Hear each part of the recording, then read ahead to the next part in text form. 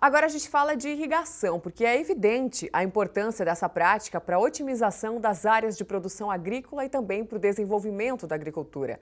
Mas existem alguns desafios aí para a expansão da agricultura irrigada no Brasil. Esse assunto ele será debatido na próxima semana na Feira Internacional da Irrigação Brasil, que retorna com força total agora esse ano e acontece entre os dias 16 e 18 de agosto em Campinas, interior de São Paulo.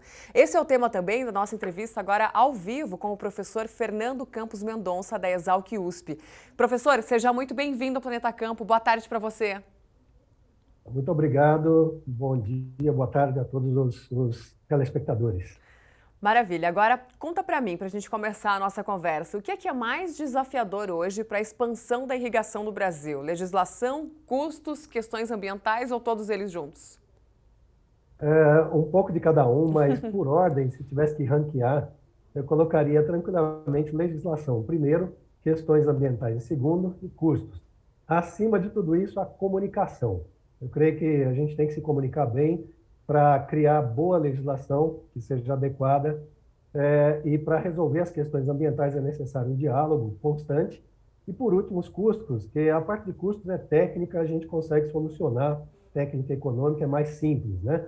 Mas lidar com as questões ambientais, que é necessário um diálogo da sociedade como um todo, e criar a legislação adequada para resolver as questões ambientais, né, e lidar com esse campo que é a agricultura irrigada, é o aspecto mais complexo, né?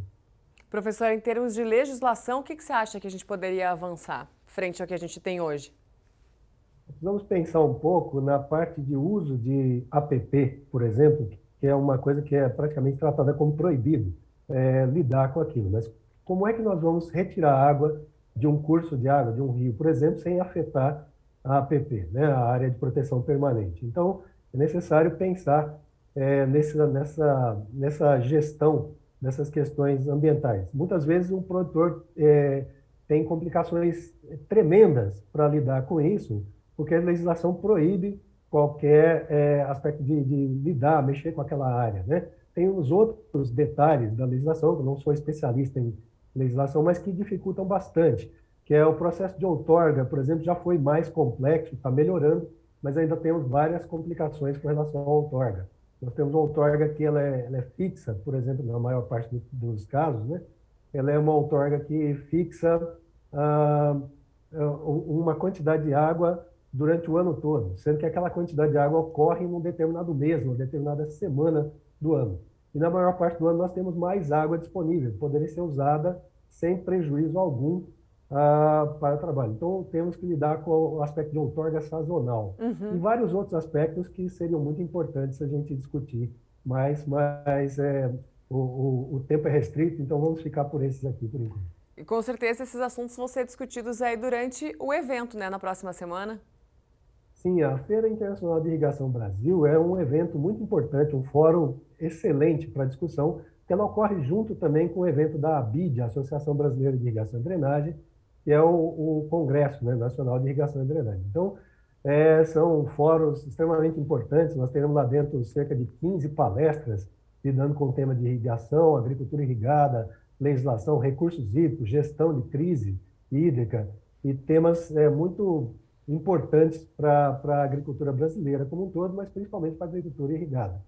Dentro disso também teremos reuniões técnicas, cerca de 20 a 30 reuniões técnicas debatendo temas específicos dentro dessa agricultura que é tão importante e tão produtiva. Legal. Professora, a gente fala muito, né, das questões ambientais, né, que hoje está de mãos dadas aí com o agro. Como que a irrigação por gotejamento, né, uma das variedades aí da irrigação, como que ela pode influenciar nessa balança ambiental aí de uma maneira positiva? A irrigação por gotejamento ela é muito bem vista pelo aspecto de a gente não ter um consumo de água em parte da área, né? A gente só rega aquela parte que é necessário para as plantas. Então, principalmente em culturas que têm espaçamento grande entre suas linhas, como café, por exemplo, foi no caso anterior aí, o produtor falando, né? Café, algumas frutas, e também outras culturas que trabalham não com área total, ocupando área total, é possível não molhar parte do solo e com isso nós temos uma economia de quantidade de água. Então, o primeiro aspecto que a gente percebe da irrigação por gotejamento é esse. O segundo é que como a água é lançada diretamente sobre o solo, pingando, né, muito próximo do solo, as perdas por evaporação são pequenas, por deriva de água também, praticamente não acontece, né? Então ela é um sistema de irrigação que é muito bem visto com relação a isso, mas precisa ser bem utilizado. A gente precisa fazer um manejo adequado da quantidade de água que é colocado na área, porque mesmo com gotejamento é possível gastar água desnecessariamente se não for feito um bom manejo. Mas hoje temos técnicas que a gente pode trabalhar muito bem isso, e em termos de eficiência de uso de água, o gotejamento é muito bem visto por conta desses aspectos que a gente acabou de citar. Bacana. Professor, para encerrar, sei que isso também deve ser debatido aí durante a feira na próxima semana. O que o Brasil tem para ensinar no quesito de irrigação e o que é que a gente ainda tem para aprender, que pode olhar para fora e aprimorar? A agricultura brasileira ela tem muito a ensinar para as pessoas, especialmente esse desenvolvimento da agricultura tropical, que aconteceu em grande parte devido à criação das instituições que houve aqui no Brasil, né? E a agricultura irrigada ainda está, digamos, engatinhando no Brasil. Nós temos cerca de 10% da área agrícola brasileira, né, de agricultura irrigada, a parte de grãos, de outras culturas como cana, café, etc. São cerca de 8 milhões de hectares irrigados, né, contra 80, 100 milhões aí, fora a parte de pastagem, que tem mais 150, 170 milhões. Mas digamos que são 5% da área agrícola brasileira irrigada, respondendo por 16% da produção e 35% do valor bruto dessa produção. Então, é uma agricultura altamente produtiva e mais do que a mundial, porque no mundo nós temos cerca de 16% de área irrigada, na média, com 44% da produção. Quer dizer, no mundo nós temos 2,4% de produção para cada 1% de área. No Brasil, isso é 3 para 1. E, em termos de valor bruto da produção, nós temos 7% do valor bruto da produção brasileira para cada 1% de área irrigada. Então, é uma agricultura que tem muito a mostrar para o mundo, porque somos mais eficientes. Começamos já no Brasil com sistemas mais eficientes, né? Sistemas, por exemplo, como gotejamento, pivô central, a irrigação por aspersão mesmo, desde que bem manejado, fazendo um manejo bom, são muito bem vistos.